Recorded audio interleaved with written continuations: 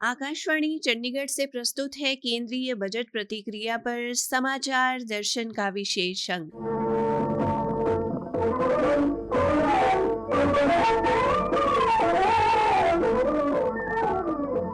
आज के अंक में शामिल है हरियाणा के उद्यमियों, व्यापार संगठनों, कृषि विशेषज्ञों, कर परामर्शदाताओं और आम लोगों की बजट पर प्रतिक्रिया।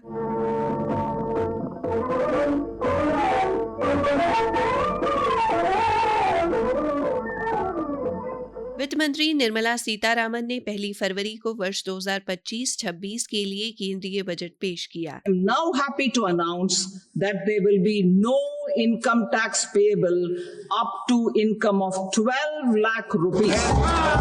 केंद्रीय बजट पर विभिन्न वर्गों से कुल मिलाकर सकारात्मक प्रतिक्रिया मिल रही है। हमने कई सेक्टर्स युवाओं के लिए खोल दिए। सामान्य नागरिक विकसित भारत के मिशन को ड्राइव करने वाला है। ये बजट एक फोर्स मल्टीप्लायर है। ये बजट सेविंग्स को बढ़ाएगा, इन्वेस्टमेंट को बढ़ाएगा, कंजम्पशन को बढ़ाएगा और ग्रोथ को भी तेजी से बढ़ाएगा। ये बजट देश के गरीब, युवा, अन्नदाता, नारी के सशक्तिकरण, युवाओं को रोजगार के लिए, किसान को खुशहाली की तरफ ले जाने वाला बजट और गरीब का उत्थान करने वाला बजट। ये नरेंद्र मोदी जी की सरकार ने जो नॉन स्टॉप तीसरे कार्यकाल का पहला बजट दिया है, इसकी मैं पूरी प्रशंसा करता हूँ। मुझे खुशी है कि यह बजट हरियाणा के कृषि क्षेत्र और उद्योग को भी लाभ तथा नए रोजगार के अवसर प्रदान करेगा। आकाशवाणी समाचार ने पंचकुला में हरियाणा चैम्बर ऑफ कॉमर्स के अध्यक्ष अशोक सिंगला से बजट पर प्रतिक्रिया ली। एमएसएमई के लिए जो 10 करोड़ से 20 करोड़ की है स्लैब, ये बहुत अच्छी बात है, जिससे कि एमएसएमई को बहुत एनकरेजमेंट मिलेगी। साथ ही स्टार्टअप के लिए भी इन्होंने बहुत सी चीजें दी है। एंड इनकम टैक्स की 12 लाख की जो बेसिक स्लैब कर दी है, वो बहुत ही मीडियम क्लास और सोसाइटी के बड़े मैक्सिमम पार्ट को इसका बेनिफिट। पंचकुला में ही स्टार्टअप एक्सेलरेटर के मुख्य कार्यकारी अधिकारी विनीत खुराना ने बजट पर प्रतिक्रिया देते हुए कहा, क्रेडिट गारंटी स्कीम एक्सपेंशन के अंतर्गत एमएसएमईज के लिए लोन गारंटी कवर को 5 करोड़ रुपए से बढ़ाकर 10 करोड़ रुपए कर दिया गया है, जिससे उन्हें फाइनेंशियल एक्सेसिबिलिटी में हेल्प मिलेगी। Fund of funds for startups के अंतर्गत इनोवेशन ड्रिवन स्टार्टअप्स व डीप टेक्नोलॉजी स्टार्टअप्स को सपोर्ट करने के लिए सरकार ने मौजूदा 10,000 करोड़ रुपए के फंड ऑफ फंड्स में अतिरिक्त 10,000 करोड़ रुपए जोड़ने की भी घोषणा की है। इसके अलावा इंसेंटिव्स फॉर विमेन, एससी और एसटी एंटरप्रेन्योर्स की भी बात की गई। पहली बार विमेन एंटरप्रेन्योर्स और एससी एसटी एंटरप्रेन्योर्स के लिए 2 करोड़ रुपए तक का कोलैटरल फ्री लोन देने की घोषणा की गई, जिससे कहीं ना कहीं इंक्लूसिव ग्रोथ को बढ़ावा मिलेगा। इसके अलावा सरकार ने माइक्रो एंटरप्राइजेस के लिए 5 लाख रुपए तक की सीमा वाले कस्टमाइज क्रेडिट कार्ड्स भी पेश करने की घोषणा की है। ये कार्ड उद्यम पोर्टल पर रजिस्टर्ड सूक्ष्म उद्यमियों के लिए उपलब्ध होंगे, जिससे उनकी फाइनेंशियल फ्लेक्सिबिलिटी बढ़ेगी। पहले साल में 10 लाख ऐसे क्रेडिट कार्ड देने की घोषणा की गई है। तो ये बजट डेफिनेटली एमएसएमईज और स्टार्टअप्स के लिए एक बहुत बड़ा गेम चेंजर साबित हो सकता है। पंचकुला में ही इंडियन प्रिंटिंग सर्किट एसोसिएशन के प्रधान रजनीश कुमार गर्ग ने कहा कि बजट निर्माण क्षेत्र को गति देने वाला है। Budget 2025 is an exceptionally good budget. इसमें सब कुछ वो है जिसकी हम चाहत करते थे, उससे भी कहीं अधिक है। हमारा फोकस स्पेशल पर्पस एमएसएमई के लिए है। बजट में स्मॉल स्केल की लिमिट को बढ़ाया गया है, जो कि एक पॉजिटिव स्टेप है। इस बजट में केवल इलेक्ट्रॉनिक्स नहीं, हर एक मैन्युफैक्चरिंग एक्टिविटी को बड़े पैमाने पर सपोर्ट किया गया है। फाइनेंस की तरफ से, स्किल डेवलपमेंट की तरफ से, इनोवेशन की ओर से, और खाली इंडस्ट्री को नहीं, एग्रीकल्चर के भी हर एक एक्टिविटी को बूस्ट किया गया है। चाहे वो इनोवेशन हो, नई टेक्नोलॉजी हो, यूथ हो, स्टार्टअप हो, स्टैंड अप हो, महिलाएं हो, या उन लोगों को जो थोड़े पिछड़े हैं, और जिन लोगों का जो जिले जो कुछ पिछड़े हुए हैं, उनके ऊपर स्पेशल फोकस गवर्नमेंट का है। और हाई टेक्नोलॉजी एरियाज के अंदर भी इंसेंटिवाइज किया गया है। कैथल से उद्योगपति भीमसेन अग्रवाल ने बजट की तारीफ करते हुए कहा, बजट के अंदर युवा, अन्नदाता, नारी, गरीब, युवा, किसान, महिला, व्यापारी पर ध्यान केंद्रित करते हुए विभिन्न क्षेत्रों में विकास के उपाय प्रस्तावित किए, जैसे मध्य वर्ग वर्ग के लिए 12 लाख की आयकर की छूट देना, चाहे वो किसान वर्ग के लिए 3 लाख से 5 लाख की सीमा बढ़ाना, अनेक क्षेत्रों में ऐसी जन कल्याण योजनाओं का इसमें समावेश किया गया है। कपड़ा नगरी पानीपत के एक उद्यमी दीपक ने कहा कि बजट में किए गए प्रावधानों से लोगों का आयकर देने की तरफ रुझान बढ़ेगा। एक मुख्य आकर्षण रहा 12 लाख रुपए तक कोई इनकम टैक्स नहीं देना पड़ेगा। इससे क्या होगा कि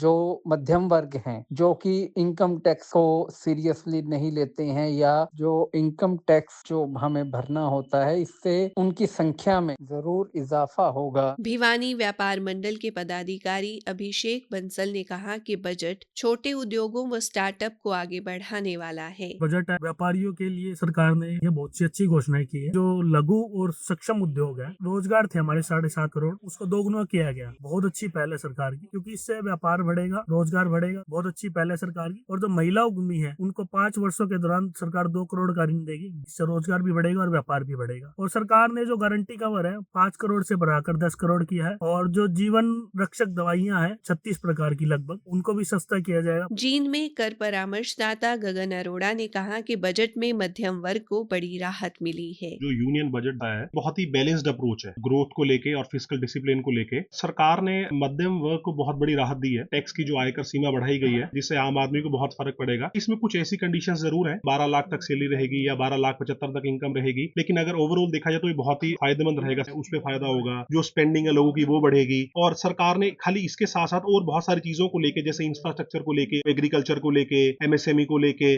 डिजिटल एआई को लेके, हेल्थ केयर को लेके, बहुत ऐसी सरकार ने बहुत जबरदस्त प्लानिंग की है। तो बहुत ही बूस्ट मिलेगा हमारी इकोनॉमी को भी और हमारे देश की तरक्की काफी बढ़ेगी। भिवानी से चार्टर्ड अकाउंटेंट पुनीत मेहता ने अपनी प्रतिक्रिया में कहा, 24 लाख से ऊपर की आय वालों पे 30% टैक्स प्रपोज किया है, जो कि बहुत ही अच्छा रिलीफ है टैक्स पेयर को। काफी सारे लोगों की शिकायत रहती थी कि एग्जम्पशन लिमिट को बढ़ाया जाना चाहिए, और इस बजट में उनकी शिकायतों को दूर कर दिया गया है। सीनियर सिटीजन के लिए जो उनका टैक्स कटता था, टीडीएस कटता था, उन्हें रिटर्न भर के रिफंड लेने में थोड़ा सा असहज महसूस होता था। उस लिमिट को भी बढ़ा के 50,000 से 1 लाख कर दिया है। पहले उनका टीडीएस 50,000 पे कटता था, जो कि अब 1 लाख पे कटेगा। हरियाणा कृषि विश्वविद्यालय से प्रधान वैज्ञानिक के पद से सेवानिवृत्त डॉक्टर रमेश यादव ने पंचकुला में आकाशवाणी समाचार से बजट पर चर्चा की। उन्होंने कहा कि बजट फसल विविधीकरण को बढ़ावा देने पर केंद्रित है। बजट स्वागत योग्य है। कृषि को, किसानों की हालत को सुधारने के लिए अनेक प्रकार की योजनाएं सरकार ने रखी हैं। जैसे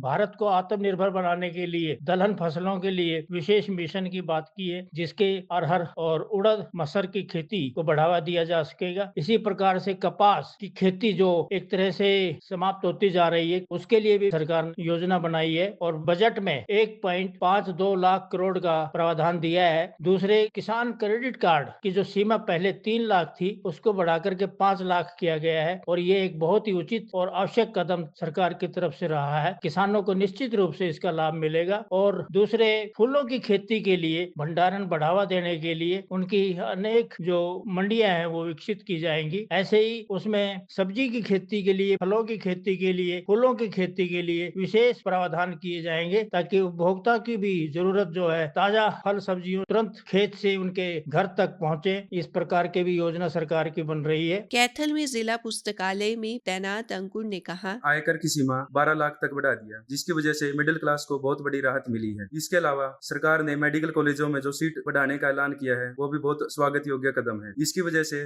भारत में बच्चों को अच्छी अपॉर्चुनिटी मिलेगी। जो बच्चे मेडिकल की पढ़ाई करने के लिए यूक्रेन, रशिया जाते थे, वो अब भारत में ही पढ़कर अच्छे डॉक्टर बन सकेंगे। इसके अलावा जो सरकार ने किसानों को किसान क्रेडिट कार्ड की सीमा बढ़ाकर राहत दी है, वो भी एक स्वागत योग्य कदम है। कुरुक्षेत्र में वरिष्ठ नागरिक मंच की तरफ से सेवामुक्त वरिष्ठ अभियंता पीसी गुप्ता ने कहा कि पेंशनर बजट से खुश हैं। इस साल का बजट मिडिल क्लास फैमिलीज के लिए बहुत बढ़िया बजट दिया है उन्होंने। 12 लाख तक इनकम टैक्स एग्जम्पशन है।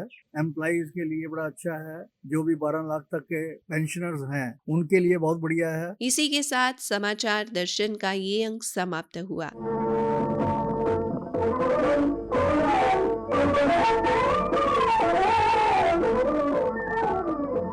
प्रस्तुति अश्विनी कुमार शर्मा, प्रस्तुतिकर्ता रतिका, प्रस्तुति सहायक गौरव सिंह।